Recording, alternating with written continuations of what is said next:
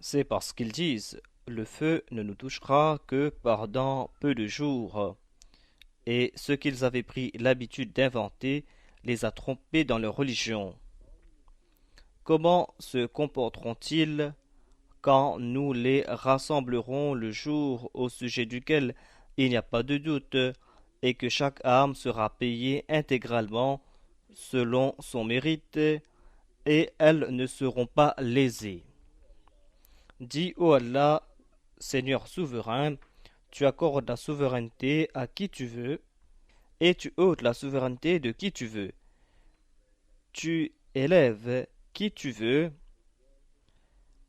et tu humilies qui tu veux. Tu détiens dans ta main tout ce qui est bon. En vérité, tu as le pouvoir de faire toutes choses. Tu fais que la nuit se perde dans le jour et que le jour se perde dans la nuit. Des morts, tu fais sortir les vivants, et des vivants, tu fais sortir les morts, et tu donnes sans compter à qui tu veux. Que les croyants ne se lient pas d'amitié avec les mécréants plutôt qu'avec les croyants. Quiconque le fait n'a rien à voir avec Allah, à moins d'être sur vos gardes contre eux. Et Allah vous met en garde contre son châtiment, car c'est à Allah qu'il faudra retourner.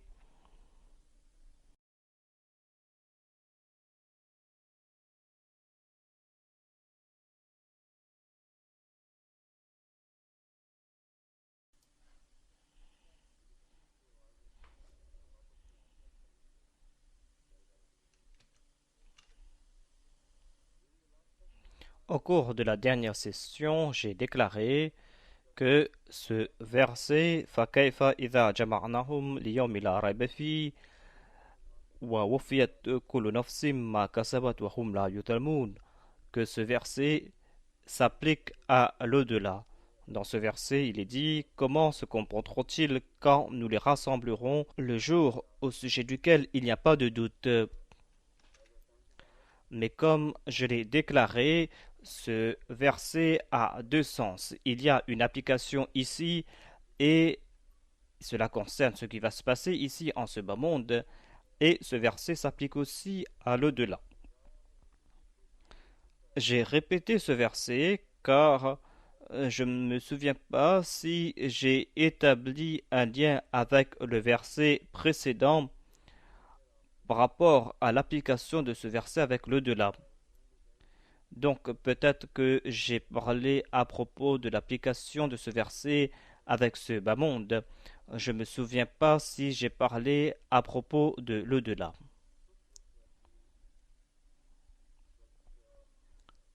Ce verset veut dire le jour où vous serez réunis ensemble, c'est-à-dire au jour de la résurrection. Et la connexion avec le verset précédent sera que les Juifs disent que le feu ne nous touchera que pendant peu de jours. Si telle est la réalité, alors il n'y a pas de justice, car tout le monde se comporte différemment dans ce bas monde. Si, quelle que soit la situation des gens,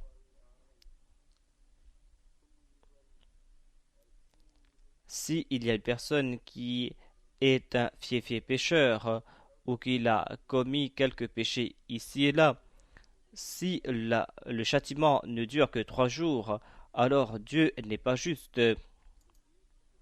Les Juifs soulignent l'importance du fait que Dieu est juste, œil pour œil, dent pour dent. Et dans l'œuvre de Shakespeare, nous voyons l'importance de la justice dans l'histoire du marchand de Venise, et on trouve mention de Shylock le juif qui demande justice. Donc, si tel est le cas, comment peuvent-ils attribuer à Allah un comportement des plus injustes? Ici, il est dit que on doit être juste et on doit donner 1 kilo de chair pour 1 kilo de chair. Mais par rapport à l'homme, ils disent qu'il n'est pas juste et que tous les châtiments seront similaires. Mais cela est impossible. À ce propos, il y a un lien intéressant avec le verset suivant. Dans le verset précédent, on a critiqué le sens de justice des Juifs par rapport à ce qu'il a été dit. Mais dans le verset suivant, on a critiqué le sens de justice du christianisme et l'on présente l'absurdité de ce concept. Je vais décrire cela après. Je vais donc commenter sur ce verset après et je vais me tourner vers le concept du christianisme par rapport à la justice de Dieu. قل اللهم مالك الملك تعطي الملك من تشاء وتنزع الملك بمن تشاء. Que signifie mulk et que signifie malik al-mulk?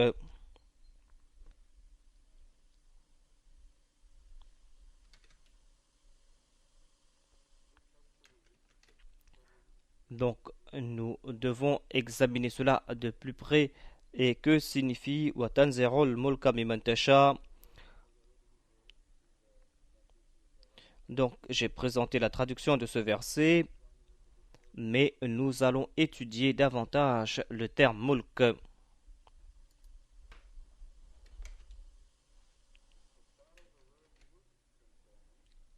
Le terme mulk signifie le fait de posséder des choses en ce bas monde. Cela concerne d'une part les possessions matérielles, mais cela concerne aussi la possession spirituelle. Et parmi les exégètes classiques, c'est l'imam Razi qui a présenté ce point de vue, à savoir que mulk ne signifie pas uniquement la possession en ce bas monde, ou le fait d'être un souverain ou d'avoir du pouvoir, mais à la base, mulk signifie le mulk spirituel, c'est-à-dire la nabuwa, le prophétat. Et dans le même sens, il a expliqué le terme Torizo et il dit que ce terme Torizo signifie le prophétat, la nabuwa. Et Tudillu est le contraire de la nabuwa ou du prophétat. Donc, il prend les mots Torizo et Tudillu dans leur sens spirituel. Et Torizo dans le sens spirituel veut dire toutes les bénédictions spirituelles qui viennent de la part de Dieu. Le fait qu'il accorde un statut à quelqu'un. Donc cela débute avec Salihiyya et se termine avec Nubuwa.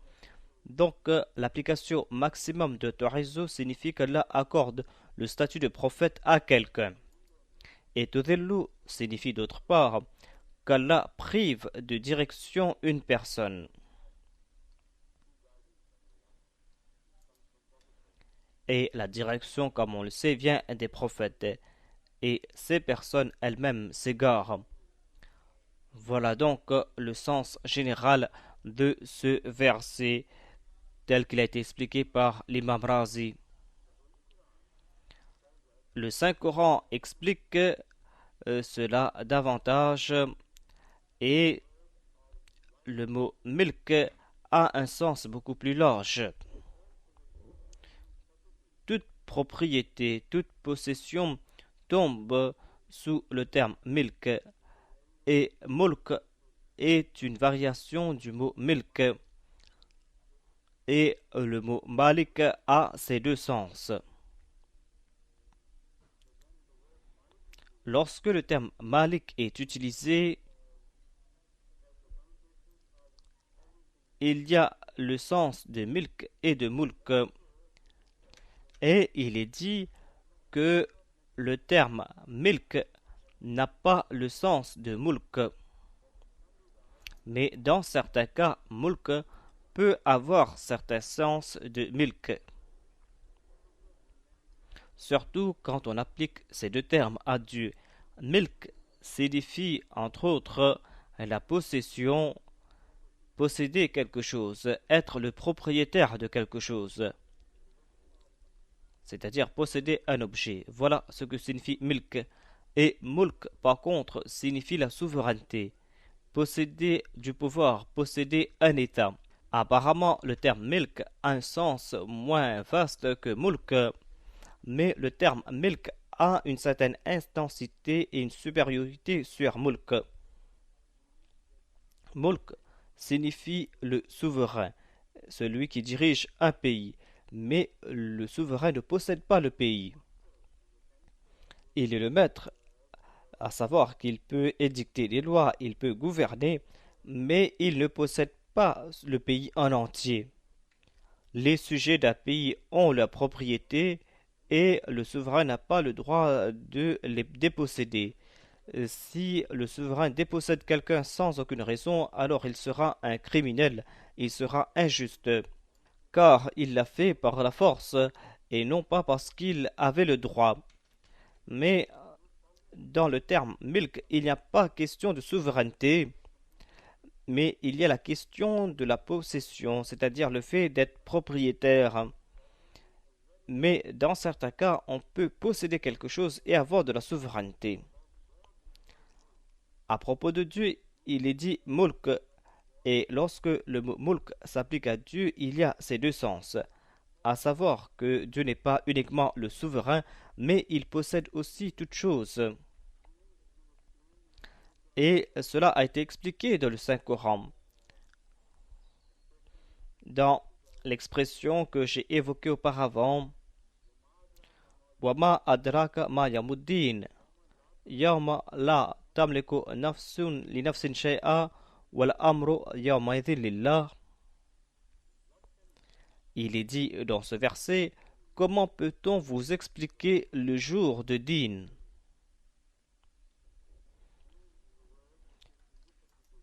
Din a un terme qui a une application vaste qui concerne l'au-delà. Cela veut dire, entre autres, le jour où vous serez rétribué pour vos actions, le jour où vous serez récompensé ou châtié, c'est-à-dire le jour du jugement. Mais le Saint-Coran déclare Wama adraka ma yamuddin. Comment peut-on vous faire comprendre c'est quoi le jour de Din? Din signifie un jour quand tout le monde sera privé de ses faveurs, de ses possessions. Personne ne va posséder des qualités. Tout le monde sera dépossédé de ce qu'il avait. Il est dit dans ce verset Wal amru yawmaidhin lillah. C'est une autre définition du mot Malik.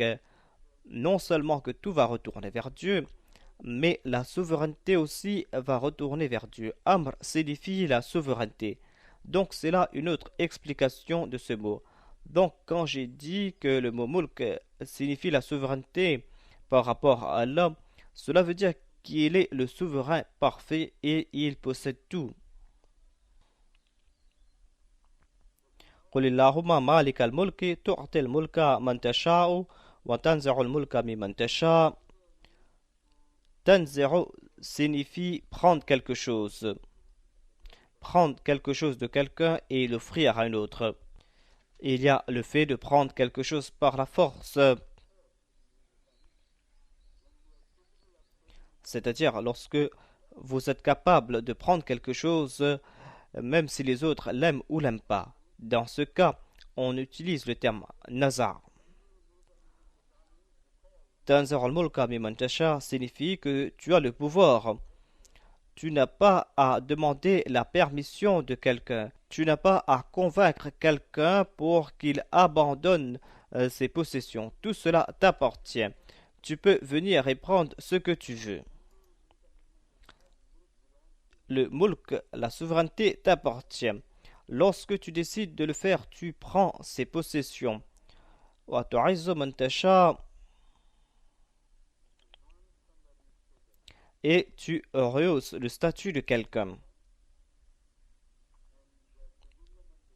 وتذل من تشاء et tu humilies qui tu veux. بيدك الخير, tu possèdes tout ce qui est bon. إنك على كل شيء قدير. En vérité, tu as le pouvoir de faire toutes choses. Il y a eu plusieurs commentaires qui ont été faits à propos de ce verset, et pour cela, nous allons devoir nous tourner vers les exégètes classiques de l'islam. Il y a eu donc des débats parmi eux concernant l'essence réelle de ce verset.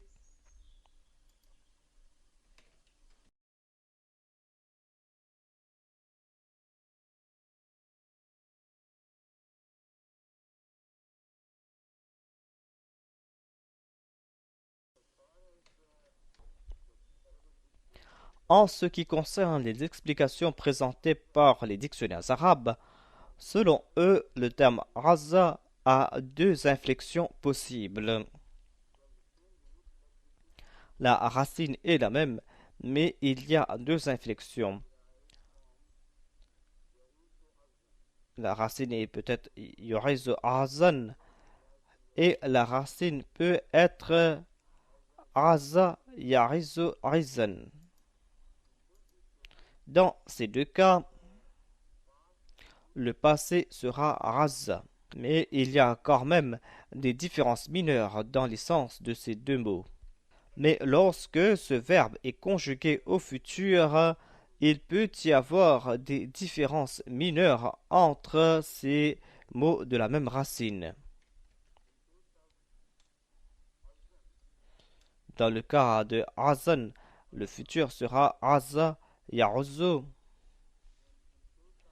Et dans le cas de la deuxième inflexion, c'est-à-dire rizan, le futur sera aza yarizu.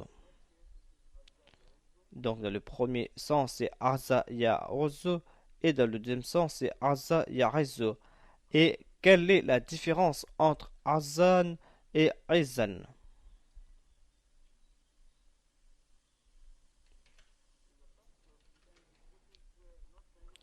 Et ce verbe n'est pas transitif. Dans le premier cas, ce verset est à la fois transitif et intransitif.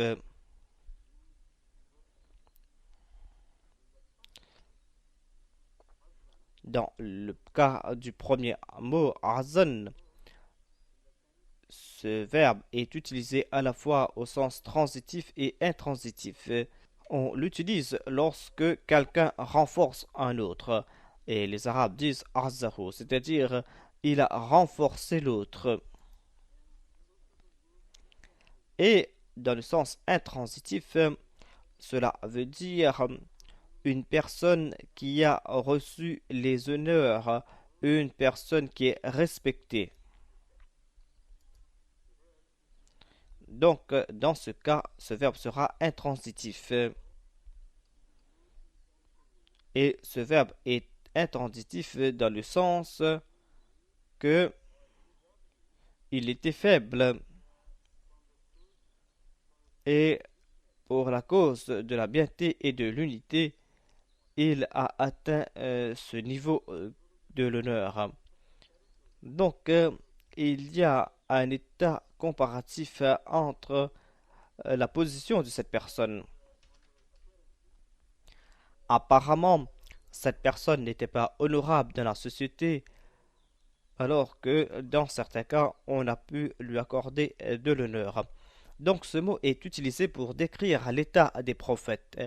Au début, les prophètes sont honorables et ils le sont aux yeux d'Allah. Et ces prophètes inspirent le respect.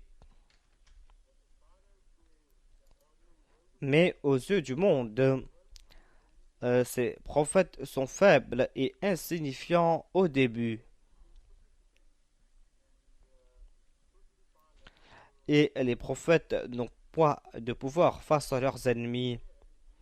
Donc ici, cela veut dire que, ô notre Seigneur, tu as envoyé des prophètes alors qu'ils sont faibles, alors qu'ils sont humbles, alors qu'ils sont sans pouvoir. Donc maintenant, élève-les de cette position humble vers une position où ils seront respectés. Donc c'est un processus continu. Une fois que ces personnes ont continué à inspirer la crainte et le respect, ils ne vont pas retourner vers la position initiale qui concernait l'humilité. Donc Dieu va les élever de cette position d'humble et va les faire progresser de jour en jour. C'est une déclaration très intéressante qui s'applique à l'histoire des religions et qui est à 100% exacte. Dans la vie ordinaire, il y a bon nombre de personnes simples qui se sont élevées de situations humbles et qui ont atteint les sommets de l'honneur. Mais cet honneur qu'ils ont pu acquérir et apparemment il n'y a personne qui est responsable de cet honneur. Mais il faut savoir que cette situation peut être renversée. Ils peuvent être honorés et déshonorés le lendemain. Mais dans le cas des prophètes, c'est tout le temps un processus irréversible. Cela s'applique aussi au Messie premier alayhi salam et tout le temps il a grandi en honneur et en respect et lorsqu'il a déclaré qu'il est un prophète de Dieu, vous saviez très bien qu'il était tout seul. Il est donc dit ici que cette personne est élevée de situation humble pour atteindre les sommets de l'honneur. C'est là une situation qui s'applique à la vie des prophètes. Et il y a aussi cet autre aspect, à savoir que ce processus est irréversible. Et cela n'a pas été évoqué ailleurs, mais Allah a indiqué cela. Il nous a fait comprendre que lorsque toi tu honores quelqu'un, alors tu ne reprends pas cet honneur.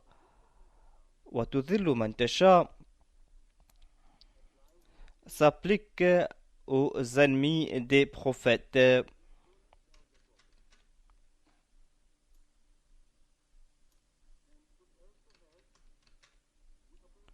Et il y a aussi le sens contraire.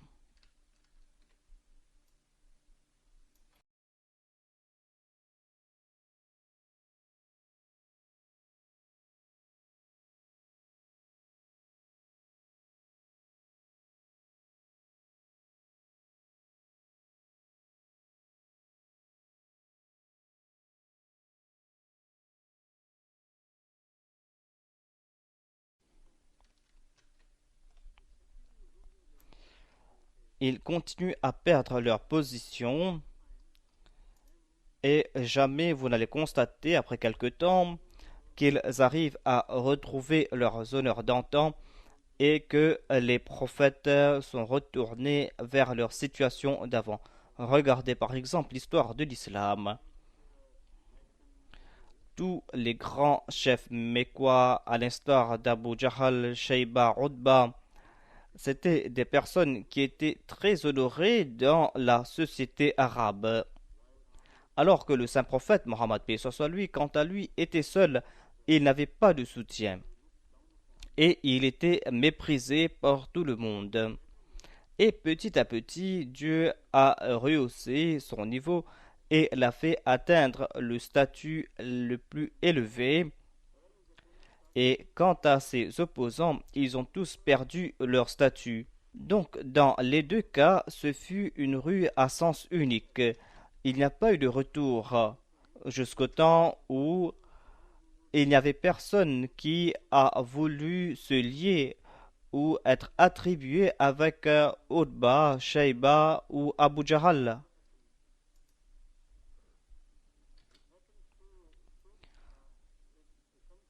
cela s'est passé dans bon nombre de cas. Cela s'est passé dans la relation père-fils et nous avons plusieurs exemples. Par exemple, Ikrama, après avoir embrassé l'islam, a été qualifié de fils d'Abu Jahal. Et c'était pour lui la plus grande insulte qu'on pourrait proférer contre lui. Et il s'en est plaint au saint prophète Mohammed paix soit lui. Il a déclaré: Ils m'ont blessé profondément, je suis outré car ils m'ont qualifié de fils d'Abu Jahal. Et le saint prophète paix soit lui a interdit ses compagnons de le qualifier de fils d'Abu Jahal. Il a déclaré: L'on ne doit pas incommoder les autres en raison de leur relation d'antan. Donc, voilà le phénomène qui a été mentionné ici. وَتُعِزُّ مَن تَشَاءُ وَتُذِلُّ مَن تَشَاءُ.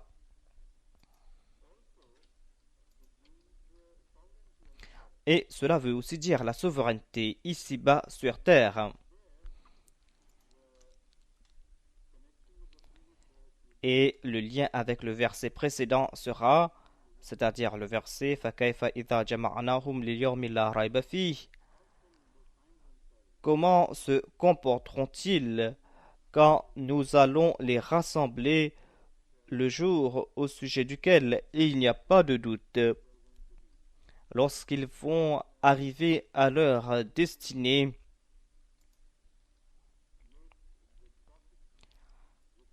lorsque nous allons accorder la victoire au prophète spirituellement et au sens matériel aussi, c'est-à-dire la souveraineté va passer de main et la souveraineté va être accordée au suivant des prophètes. Cela s'est passé auparavant, à l'époque du saint prophète Mohammed paix soit lui. Cela s'est passé au cours de la première période de sa vie. L'époque en fait lui appartient et je dois dire que cela s'est passé au début de son ère. Et en se basant sur les hadiths, nous savons qu'il devait en être ainsi. Ce n'est pas quelque chose que nous sommes en train d'attribuer au saint prophète paix soit lui, mais Dieu avait déclaré au saint prophète Mohammed paix soit lui qu'il doit prier afin que le royaume soit accordé aussi à ses serviteurs. C'est quelque chose d'intéressant et selon certains érudits, cela s'est passé au cours de la conquête de la Mecque. Et selon d'autres, cela s'est passé au cours de la bataille du fossé. Personnellement, je crois que cet incident concerne la bataille du fossé et cela doit s'appliquer à cette période.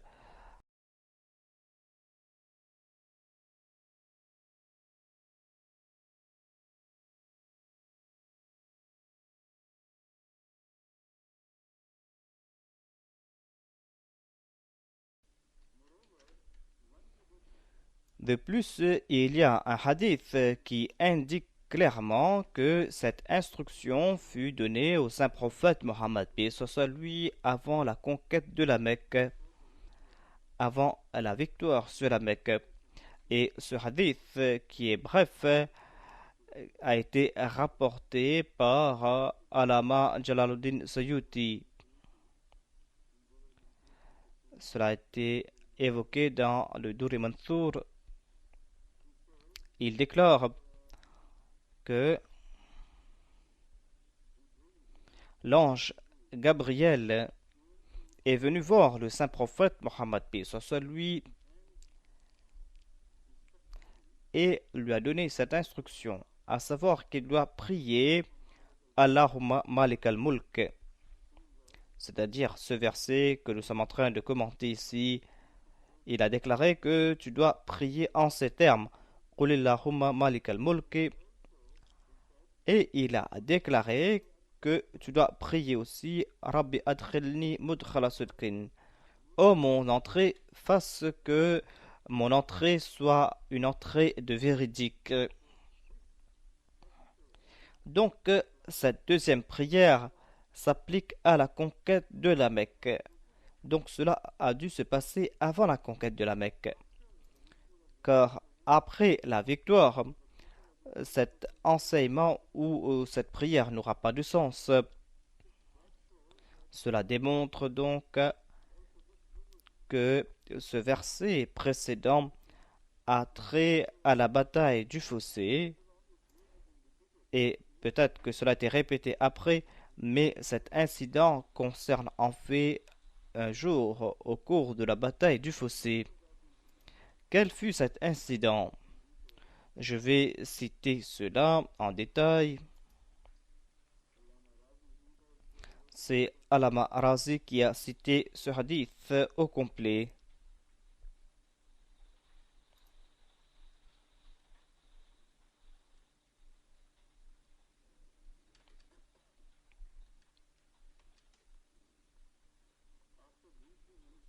Après avoir évoqué la deuxième possibilité, c'est-à-dire le fait que cela s'applique à la conquête de la Mecque, il a aussi donc cité cette deuxième possibilité. Il déclare que selon la deuxième possibilité, ce verset concerne ce qui s'est passé au cours de la bataille du fossé. Lorsqu'on a dit au saint prophète Mohammed paix soit lui qu'il y a une grosse pierre que personne n'arrive à briser, et lorsqu'on essaye de briser cette pierre, on n'arrive même pas à l'égratigner.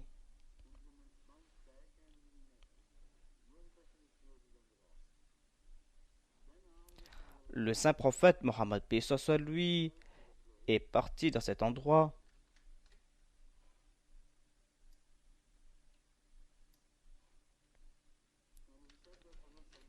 et il est dit que Hadrat Salman Farsi fut envoyé pour rapporter cet incident au saint prophète Mohammed paix soit lui. Il a accompagné donc le saint prophète Mohammed paix soit lui. Ensuite, le saint prophète Mohammed paix soit lui a pris le pic.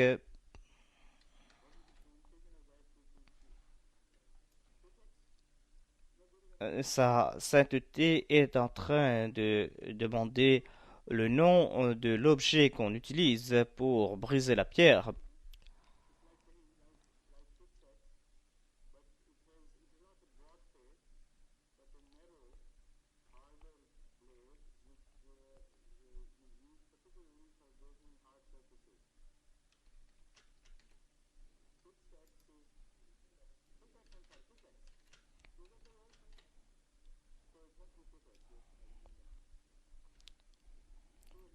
Donc, il a pris le pic de Salman Farsi et c'est là un incident intéressant car Salman Farsi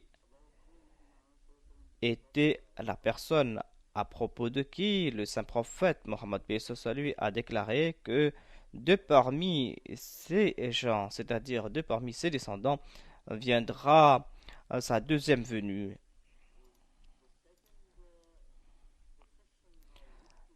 Et par l'entremise de Salman Farsi, il avait prophétisé ses deuxièmes victoires. Ce n'était pas là un accident, mais c'était quelque chose qui avait été décrété par Dieu.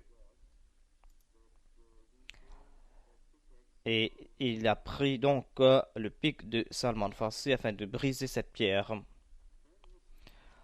Ensuite, il a frappé cette pierre une première fois et il y a eu une étincelle brillante. On dirait que tout autour a été éclairé par cette étincelle. Et lorsqu'il a vu cette étincelle, il a lancé le slogan Allahu Akbar. Et ses compagnons ont lancé le même slogan Allahu Akbar.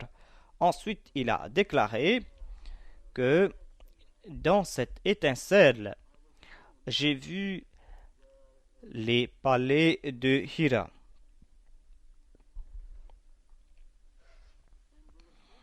Il a déclaré que ces palais étaient clairs et nets, tout comme l'on voit les crocs d'un chien.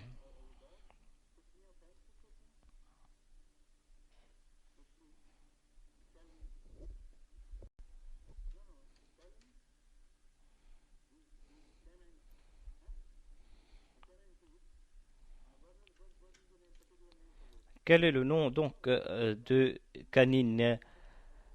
Je ne crois pas que ce sont les canines, mais on appelle cela les crocs. Donc le saint prophète Mohammed, paix et soit lui, a déclaré que je voyais ces palais de Hira tout comme l'on peut voir les crocs d'un chien lorsqu'on ouvre sa gueule. Ensuite, il a frappé une deuxième fois et encore une fois, il a lancé le slogan Allahu Akbar et il a déclaré que dans cette étincelle, j'ai vu les palais rouges de Rome ou de l'Empire romain.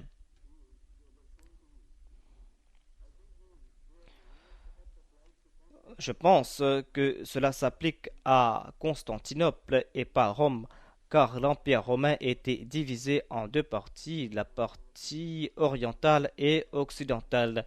Il parlait de la partie orientale. Donc, il a vu les palais de Constantinople et il a frappé une troisième fois et il a déclaré que cette fois-ci, j'ai vu les palais de Sanaa.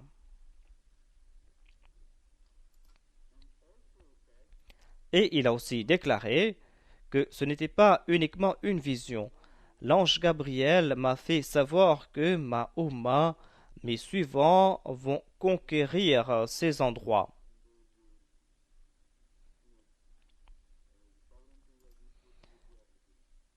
Et la souveraineté de ces endroits leur sera offerte.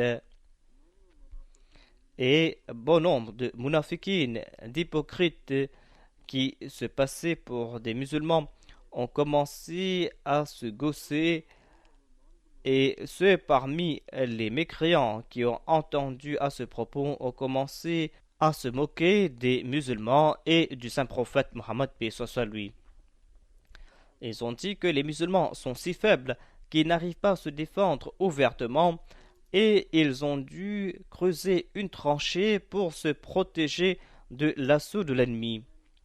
Et dans cet état d'extrême détresse et de faiblesse, il est en train de déclarer qu'Allah va lui offrir les palais de la Perse, de Constantinople et du Yémen.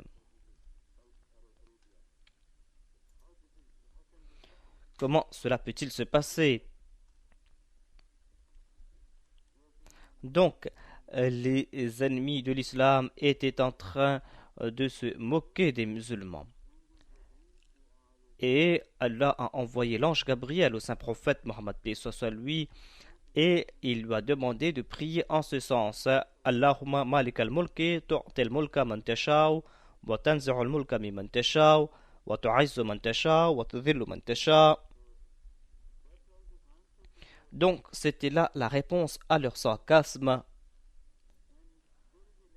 Et il y a pour nous une leçon ici, à savoir qu'en dépit du fait qu'Allah lui avait promis qu'il aurait la victoire, il y avait des efforts de la part de l'homme et Allah attendait des efforts de la part de l'homme.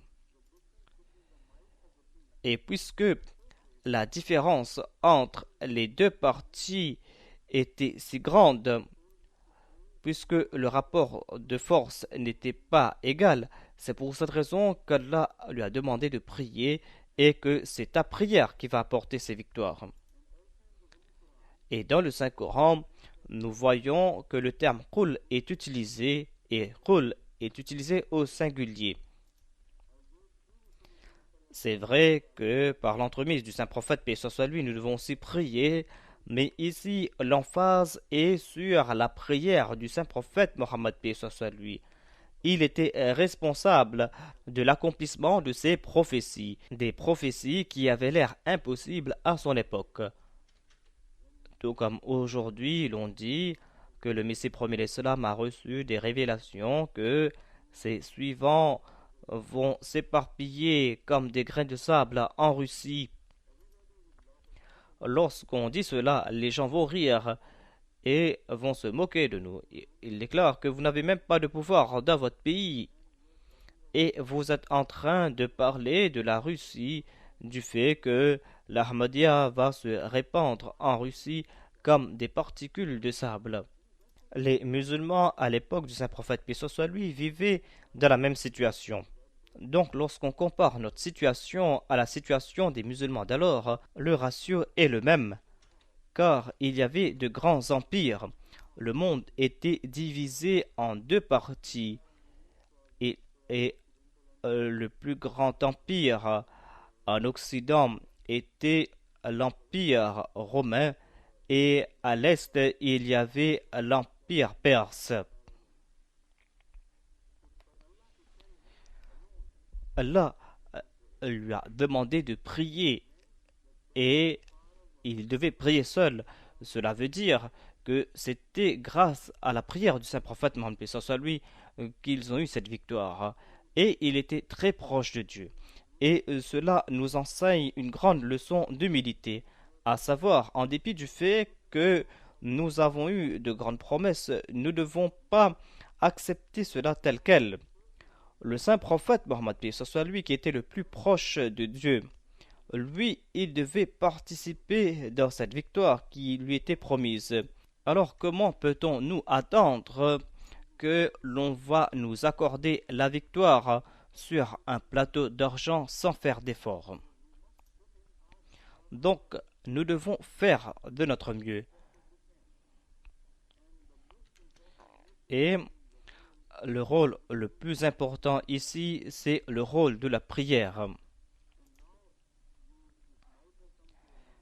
Et maintenant, vous avez peut-être compris ce hadith du saint prophète Mohammed paix soit lui auparavant dans ce hadith où il a évoqué des choses similaires. Il avait dit cela par rapport à l'époque du Messie.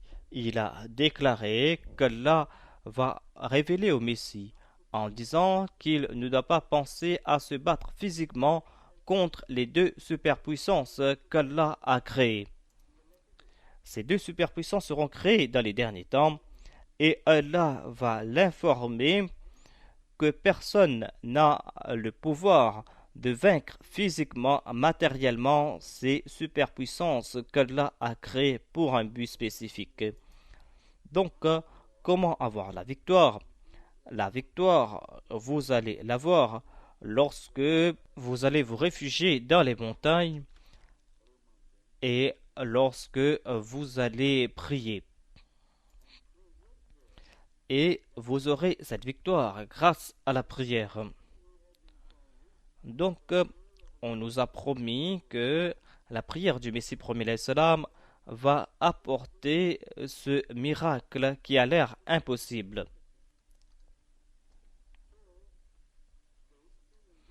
Donc, ici, encore une fois, l'histoire va se répéter.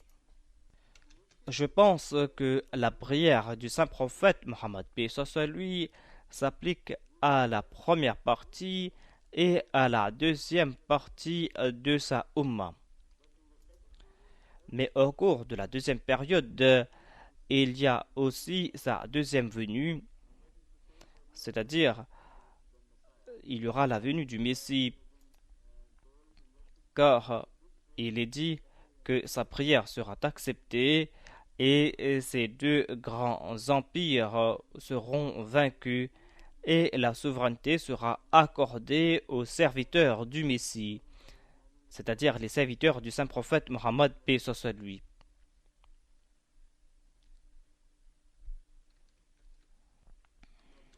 Mais en fait, Ces victoires n'ont aucun sens pour les prophètes de Dieu.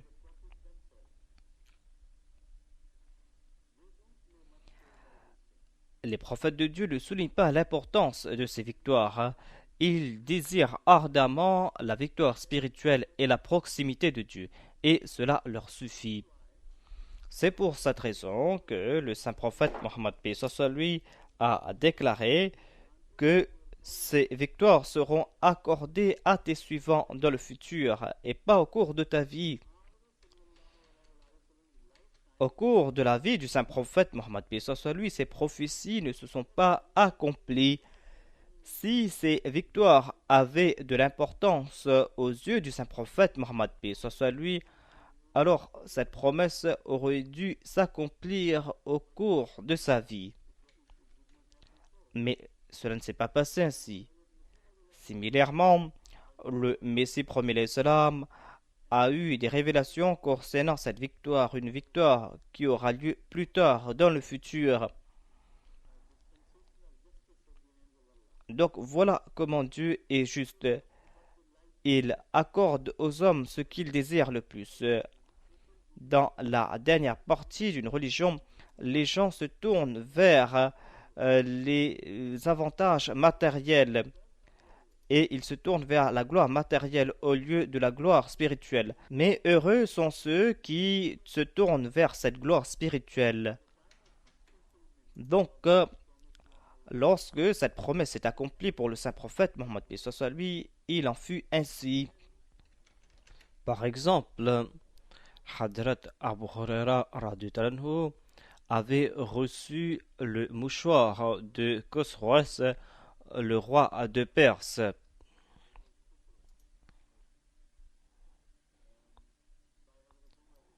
Il avait reçu cela de la main de Hadrat Omar et Omar lui a dit que c'est un objet d'apparat, une parure du roi Khosroès et que ce n'était pas un mouchoir pour s'essuyer le nez.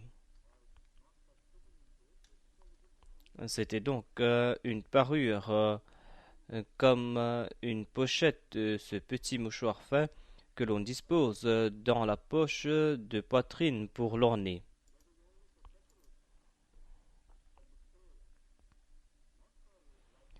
Donc ce mouchoir n'était pas là pour s'essuyer la bouche ou le nez. Lorsque Hadrat Abu Huraira radhiyallahu anhu a reçu ce mouchoir qui était source d'honneur, savez-vous ce qu'il a dit? Il a craché dessus et il a dit Bakhi Bakhi Abu Huraira. Quel honneur Dieu t'a-t-il donné? Tu es un serviteur du saint prophète Mohammed sallallahu alayhi wa sallam. Cette pièce qui était source d'honneur pour ce roi, cette pièce ne te sert à rien et tu craches dessus. Cela s'est passé aussi à l'époque du Messie premier l'Islam, lorsqu'Allah lui a donné cette bonne nouvelle qu'il aura de grandes victoires. Il a déclaré: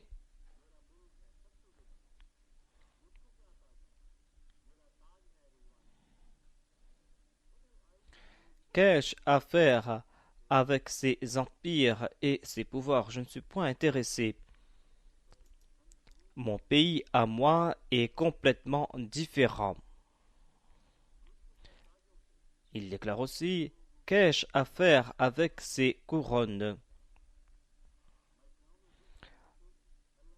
Ma couronne à moi, c'est le plaisir de Dieu. Donc, ces deux personnes sont parties et ont quitté ce monde et ont eu cette gloire invisible. Et ils portaient ces couronnes sur leur tête, ces couronnes que les gens ordinaires ne voient pas. Et les gens ne se soucient guère de ces couronnes et se détournent de ces couronnes. Mais les promesses de Dieu vont s'accomplir. Nous espérons que dans le futur, lorsque ce sera dans le cas de l'Ahmadiyya, Et il y aura des milliers d'Abu Huraira qui vont traiter ces parures avec méprise. Et on doit tout simplement accomplir ses devoirs envers Dieu et se soucier à ce propos.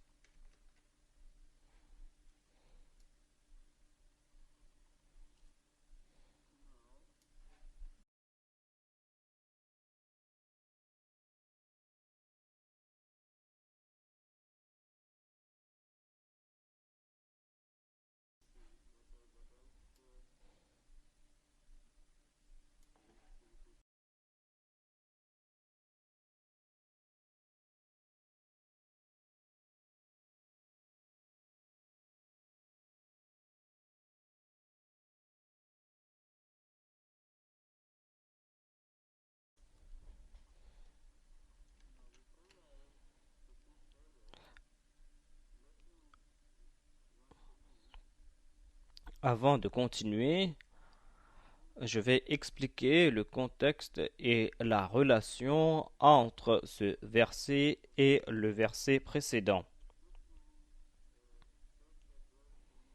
Si nous disons que le verset précédent s'applique à l'au-delà, ici le sens est très clair à la lumière de ce que nous avons présenté auparavant.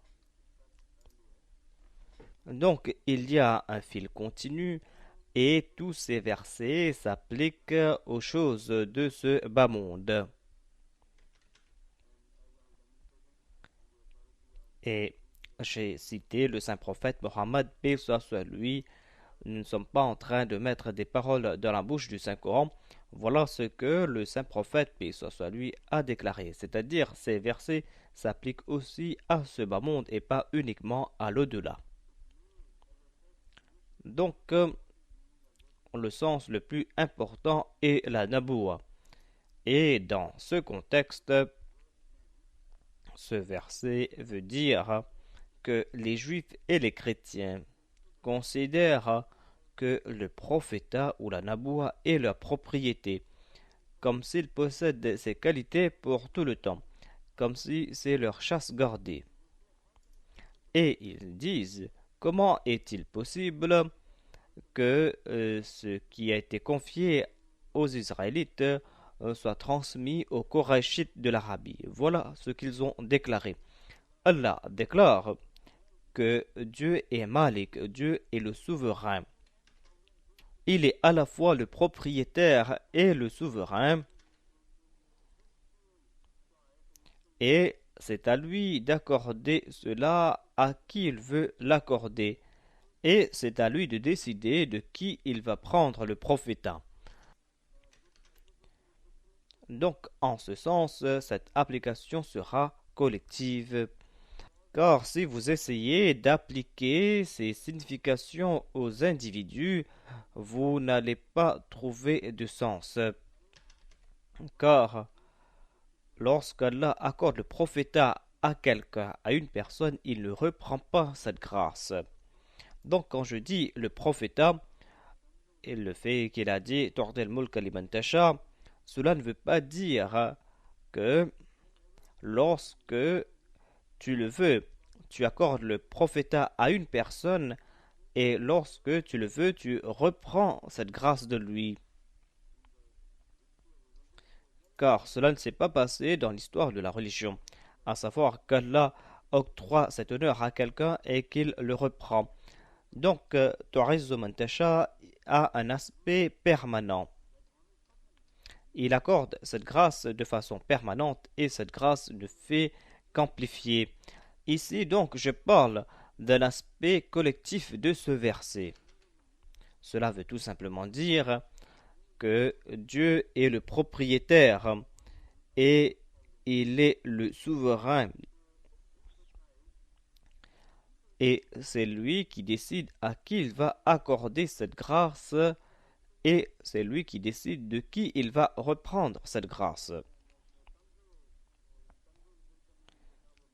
Tanzir al-Mulka biman tasha signifie qu'à différentes époques, il a choisi des peuples pour leur accorder le prophétat. Et après quelque temps, lorsqu'il a décidé que ces personnes ne le méritent pas, il a repris le prophétat et l'a accordé à d'autres peuples. Tout comme il a fait dans le cas du saint prophète Mohammed, paix soit sur lui. Il a pris la naboua de la maison d'Isaac et l'a transmis à la maison d'Ismaël. Mais ils ne peuvent déclarer que nous possédons le prophétat et que maintenant personne d'autre ne va le posséder. Ce verset nous rappelle que la naboua est la prérogative de Dieu. C'est lui qui décide à qui il va l'accorder.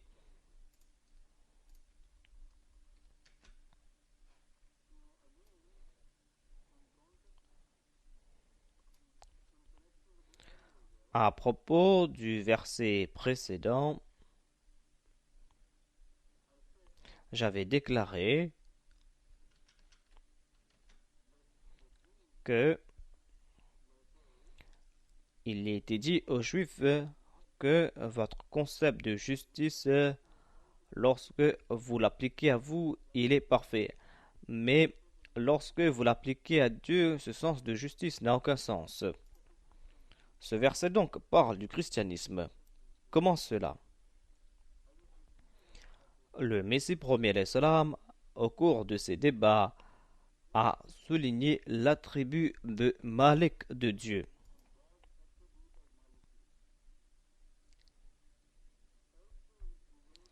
Dans ses débats avec Abdullah Atom par exemple, à plusieurs reprises, il a évoqué cela. Il a déclaré que votre concept de justice de Dieu est imparfait. Et c'est pour cette raison que vous pensez que Dieu ne peut pas pardonner. Selon lui, il est juste comme un juge qui a été placé par un souverain, un juge qui est le serviteur du souverain et qui doit décider selon les règles placées par le souverain. Et il n'est pas le maître, lui. Puisqu'il n'est pas le maître, puisqu'il est le serviteur d'un autre maître, son sens de justice sera limité. Par exemple, il ne peut pas pardonner certains crimes lorsqu'on a prouvé que certaines personnes sont coupables de ces crimes. Mais les rois peuvent pardonner. Et si les rois possèdent tout, s'ils ne sont pas uniquement des souverains, alors ils n'ont pas de limite dans leur pardon, ils peuvent faire ce qu'ils veulent. C'est pour cette raison que le Messie premier l'Islam a déclaré que dans la sourate Fatiha, Dieu n'a pas été présenté comme Adil.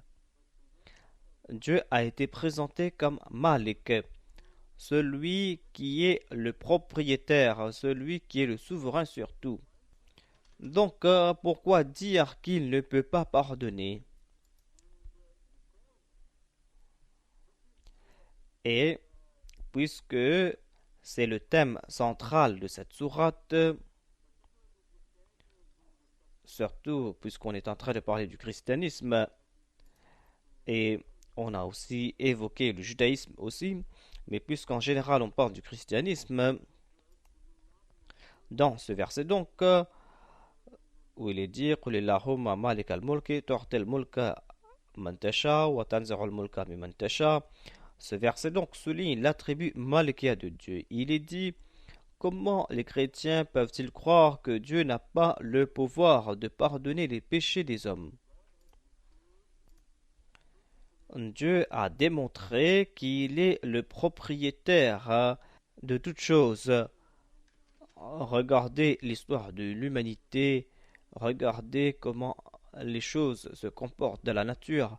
Vous allez constater que Dieu prend quelque chose d'une part et le transmet ailleurs. Et dans le monde matériel aussi, il change les objets. Donc, puisqu'il est tout-puissant, puisqu'il possède la souveraineté totale, puisqu'il a ses droits, pourquoi doit-il chercher des excuses inutiles afin de pardonner? Ce sera complètement absurde. Le Malik n'a pas besoin de cela. Et s'il a besoin d'excuses, quelle excuse avait Jésus-Christ pour pardonner les autres? Son fils était-il plus puissant était-il un plus grand souverain que son père? Et on ne trouve pas de rôle de Jésus-Christ dans le changement de la souveraineté dans le monde. On ne trouve pas son rôle dans le domaine de la Naboua. Quel rôle a-t-il joué ici? Ou quel rôle peut-il jouer? S'il ne peut jouer de rôle, a-t-on besoin d'un fils? Quel est son rôle là-bas? Qu'a-t-il à faire? Même sans lui, la souveraineté change de main, tout comme cela s'est fait avant ou après. Ensuite, il y a une prophétie, à savoir que l'on va prendre la souveraineté de son peuple et l'on va l'accorder aux autres. Et Jésus-Christ sera sans pouvoir, il ne pourra pas arrêter ce transfert. Et cela a eu lieu, et c'est pour cette raison que cette prophétie est d'une importance capitale pour les musulmans.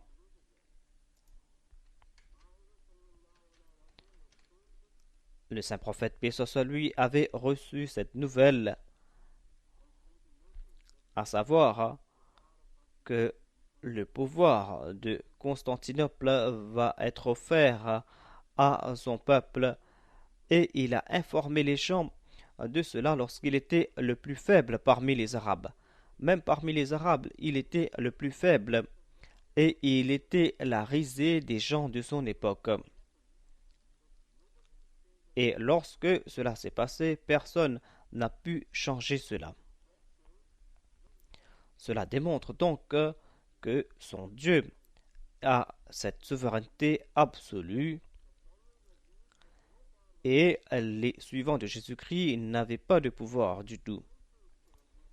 Et il est dit aussi que cela peut retourner vers eux,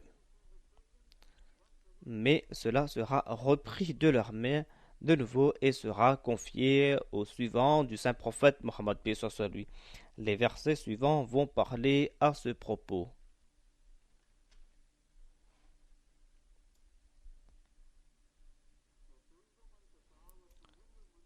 وتعز من تشاء وتذل من تشاء بيدك الخير. Tu élèves qui tu veux et tu humilies qui tu veux. بيدك الخير. Tu détiens dans ta main tout ce qui est bon. Cette expression بيدك الخير a intrigué les exégètes classiques et même l'imam Razi en est étonné. Il a des confusions à ce propos et il se demande pourquoi Dieu n'a-t-il pas mentionné le mal ici avec le bien. Dieu ne possède pas uniquement le bien, mais il possède aussi le mal. Il est le maître de toutes choses. Voilà la déclaration qui a été faite. Donc, ces érudits trouvent ici une contradiction. S'il est Malik al-Mulk, s'il possède tout, s'il est le souverain, pourquoi doit-on évoquer uniquement sa souveraineté sur le bien et pas sa souveraineté sur le mal? Voilà la question qui a été posée par ces exégètes. Et d'aucuns disent que le terme shar ou le mal est ici en sous-entendu. Ce que Dieu voulait dire, qu'il est le maître du mal et du bien. À savoir, tu possèdes à la fois le bien et le mal, mais le mal est ici sous-entendu. Donc, khair inclut aussi le mal.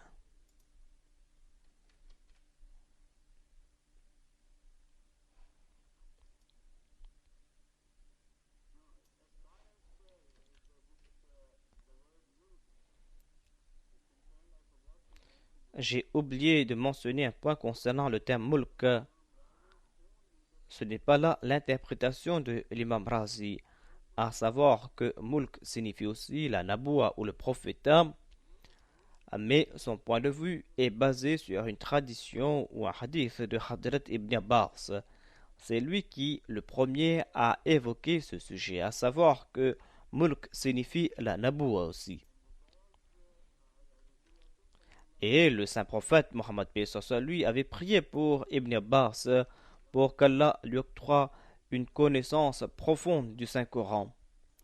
Donc, il a fait des mentions très intéressantes à propos du Saint-Coran. Et les gens ordinaires peuvent passer dessus. Mais malheureusement, vous devez prendre nombre de précautions lorsque vous lisez des hadiths qui ont été cités de Hadrat Ibn Abbas. Car lorsque les gens ont appris que l'autorité de Ibn Abbas aura la suprématie, ils ont commencé à lui attribuer des faux hadiths. Et tous les érudits sont unanimes à ce propos, à savoir que lorsqu'on trouve mention de Ibn Abbas, l'on doit faire des recherches plus pointues et l'on doit choisir ces hadiths avec précaution, car nombre de personnes ont attribué de faux hadiths à Ibn Abbas afin de pousser leur point de vue. Ce hadith donc n'est point douteux, car ce hadith est plein de sens. Aucun menteur n'aura pu imaginer cela. Donc cela doit venir de Hadrat Ibn Abbas.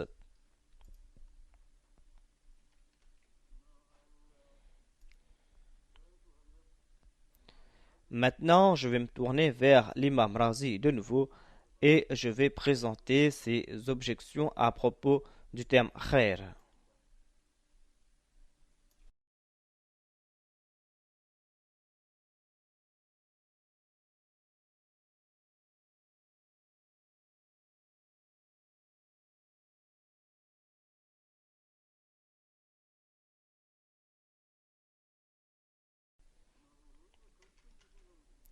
Il a soulevé une question formidable et au lieu de lui répondre à l'affirmatif, il commence à rejeter la question et offre des excuses. La question qu'il pose est que Biyadek al-Khair signifie qu'Allah a le pouvoir sur les bonnes choses. Cela démontre que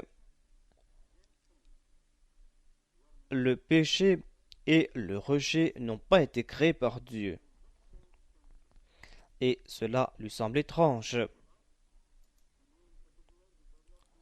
Ce n'est pas pour moi quelque chose d'étrange. Il n'y a pas d'objection contre cela. Les choses sont telles quelles. Allah n'a jamais créé le mal et Dieu n'a pas non plus créé le péché. Khair est une valeur positive et l'absence de khair, du bien, est le mal. Tout comme l'absence de la lumière signifie les ténèbres. Si quelqu'un a créé la lumière, cela ne veut pas dire qu'il a aussi créé les ténèbres. Il n'a pas créé l'obscurité. Si quelqu'un n'utilise pas cette lumière, l'obscurité sera créée comme un pôle négatif. Donc l'on dit que Dieu a créé ces choses en ce sens. À savoir que lorsque Dieu a créé une valeur positive, il a aussi généré un aspect négatif et cela fut automatique. Et si vous ne profitez pas de la valeur positive, vous ne pourrez pas vous prémunir de la valeur négative. Il y a soit le bien ou soit le mal. Il y a soit la lumière ou les ténèbres. Et la confusion entre les deux est comme le crépuscule. Lorsque vous avez fait la moitié du voyage vers la lumière, et lorsque vous êtes en train de profiter partiellement de la lumière, il y a ces confusions, c'est-à-dire vous vous trouvez dans un crépuscule.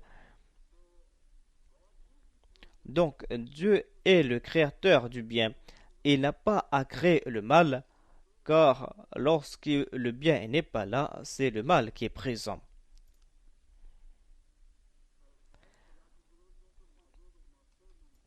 Il déclare donc que Al-Khair ne limite pas tout ce que Dieu possède.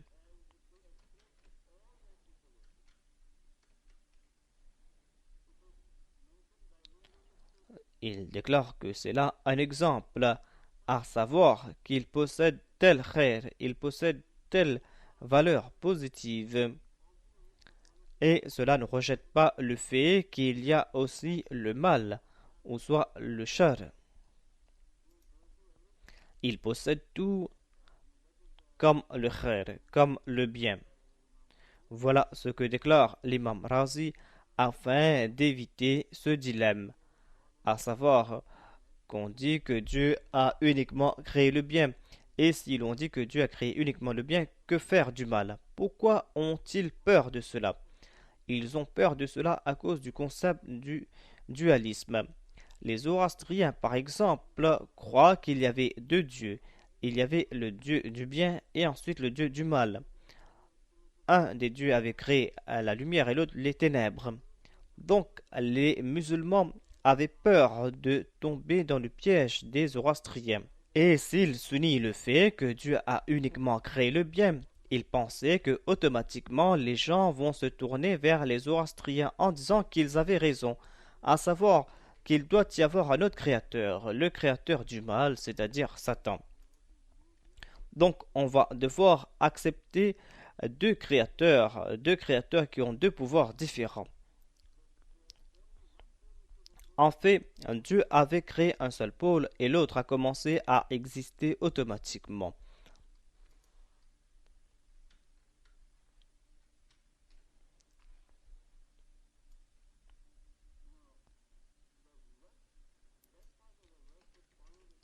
Le verset suivant renforce ce point de vue.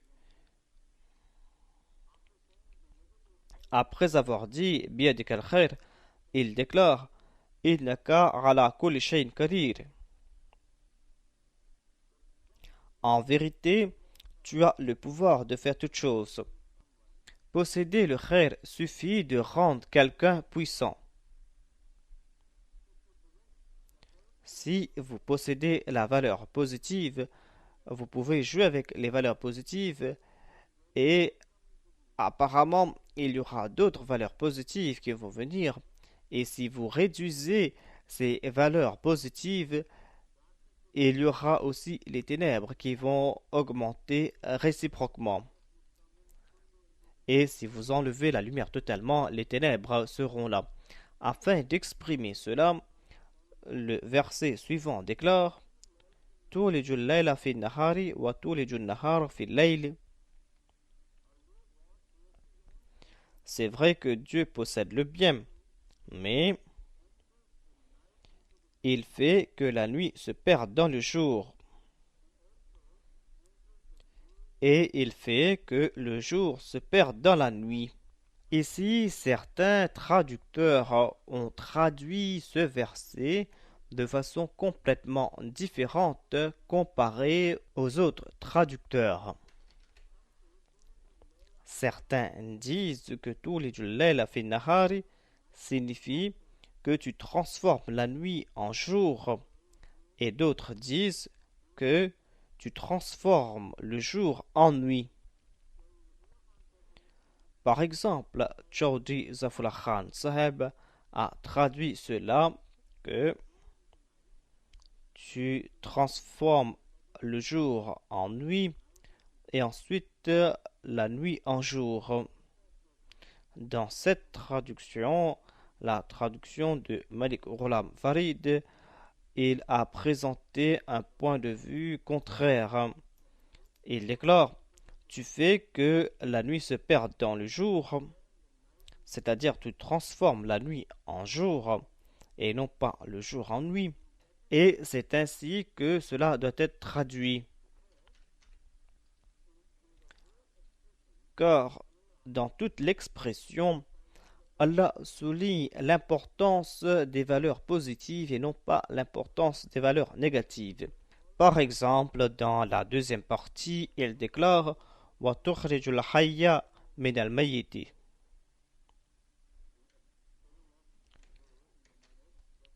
Il déclare que تُخْرِجُ الْحَيَّ مِنَ الْمَيِّتِ, des morts tu fais sortir les vivants. Tu crées les vivants des morts. Ici, l'on souligne l'importance des vivants. Et dans la deuxième partie, il est dit وَتُخْرِجُ الْمَيِّتَ مِنَ الْحَيِّ. Et ensuite, des vivants, tu fais sortir les morts. Tu transformes la vie en mort. Donc, il souligne l'importance de la valeur positive d'abord et ensuite la valeur négative. Pourquoi Dieu doit-il changer de style?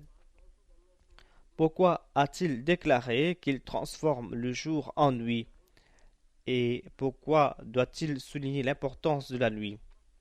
Donc le sens premier doit être accepté, le sens présenté par Malik Ghulam Farid, à savoir que le sens est que tu transformes la nuit en jour.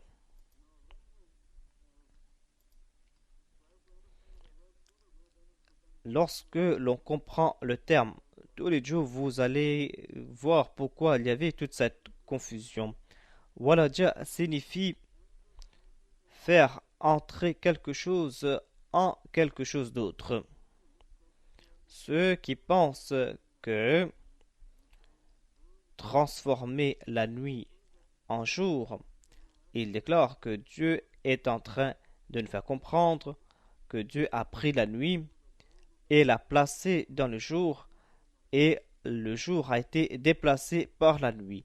Voilà donc l'image qu'ils ont en tête. Donc pourquoi les gens ont traduit cela de façon différente? Car walaja signifie quelque chose qui entre. Et lorsqu'il entre, cet objet déplace le sens premier ou l'objet premier. Tulijul layla signifie que lorsque la nuit entre dans le jour, tous les jus signifie entrer. Et lorsqu'un objet entre, il déplace l'objet qui était présent.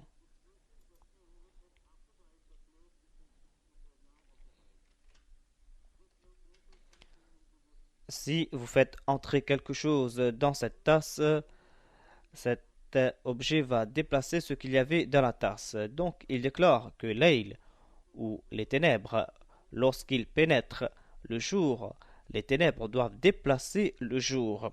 Mais pourquoi est-ce que je suis en train de présenter le contraire? Non seulement parce que cela doit rimer avec le style du verset, mais je suis en train de dire que l'autre sens est exact en raison de l'usage arabe. Par exemple, un poète arabe déclare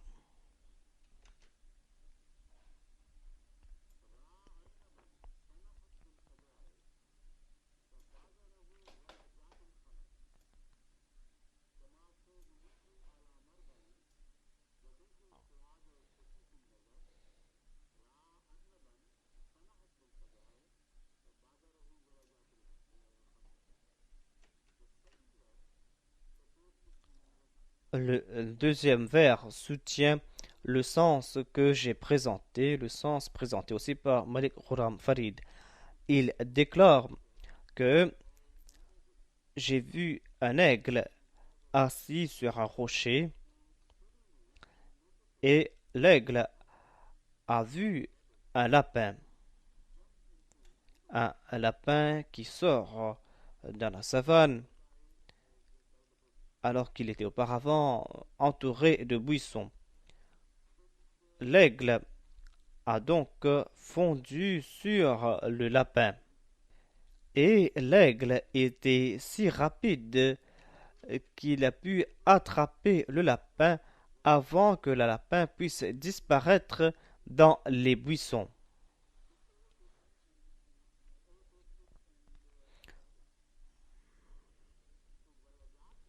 Walajat signifie disparaître en entrant.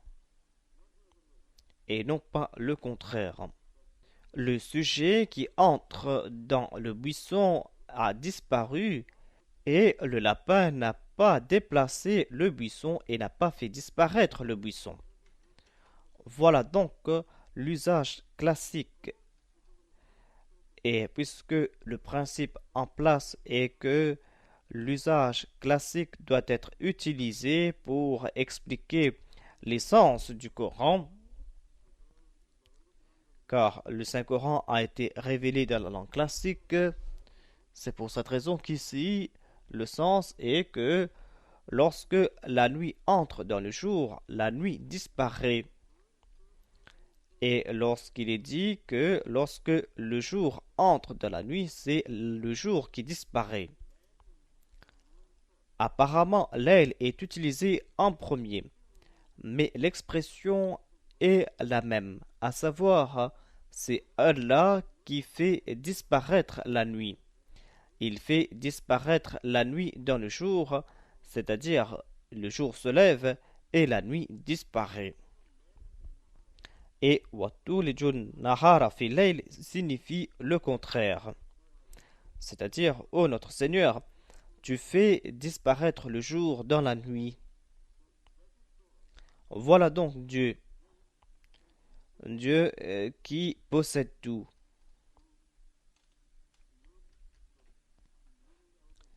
Il fait sortir les vivants des morts, il fait sortir les morts des vivants, et de la lumière, il fait sortir les ténèbres, et des ténèbres, il fait sortir la lumière.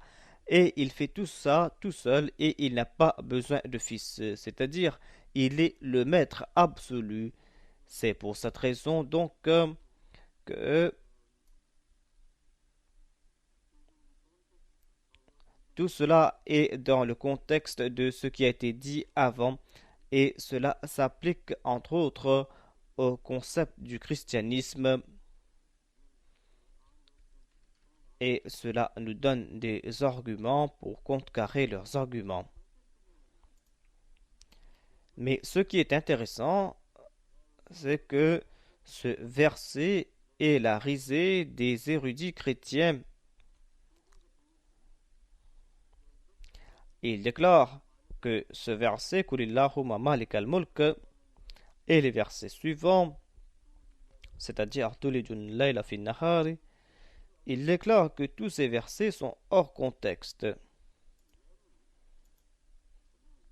Monsieur Weri propose cette idée, mais ce n'est pas son idée à lui, c'est l'idée d'un autre soi-disant érudit de l'islam, Monsieur Rodwell, qui est très antipathique à l'égard de l'islam.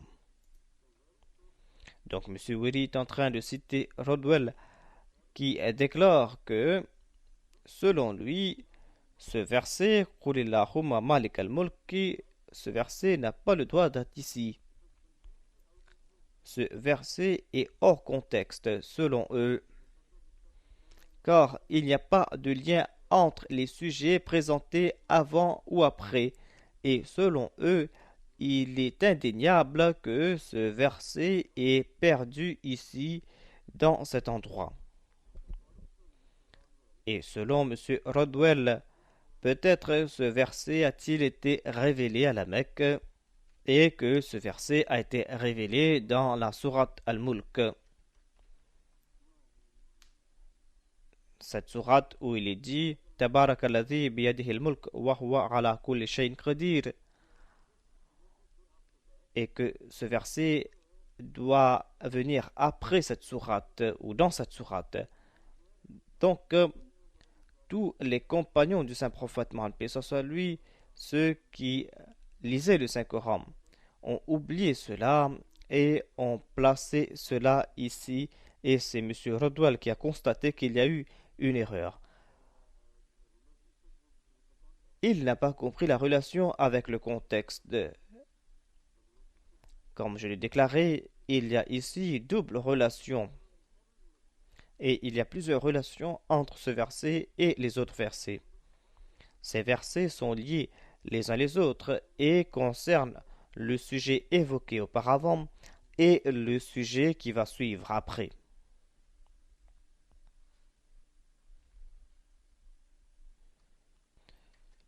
Je commence aussi à comprendre davantage leur nature. Peut-être qu'ils voulaient détourner notre attention de ce verset qui prouve la véracité du saint prophète Mohammed paix soit lui. Si l'on prouve que ces versets appartiennent à cet endroit, alors tout ce qui a été dit à propos de ce verset ou de ce verset concernant l'incident de la bataille du fossé, tout cela va devoir être accepté.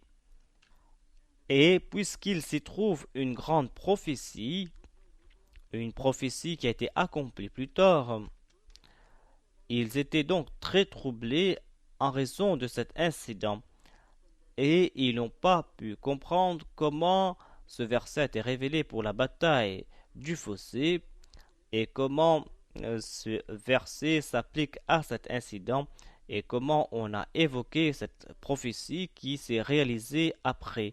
Donc cela a dû troubler ces soi-disant érudits et ils n'ont pas pu nier l'existence de cet incident.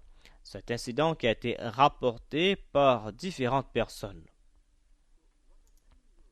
Donc, de façon rusée, ils ont essayé de priver l'islam d'un argument qui prouve la véracité de l'islam et ils retirent ces versets de leur contexte et les placent à l'époque de la Mecque.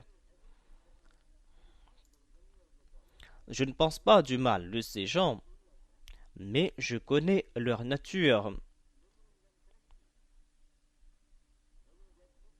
Ces gens ont cette nature tordue et ils ont dû le faire afin de nuire à l'islam, ou tout au moins de priver l'islam d'une preuve de sa véridicité.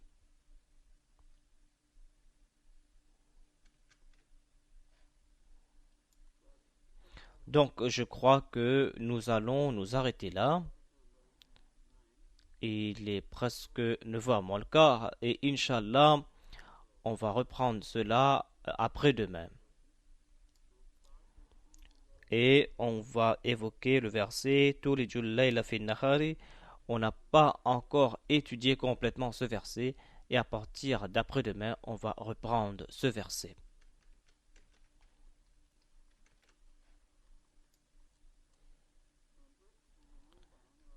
Et si après avoir consulté mes notes, je constate que j'ai omis quelque chose, alors je vais évoquer cela la prochaine fois.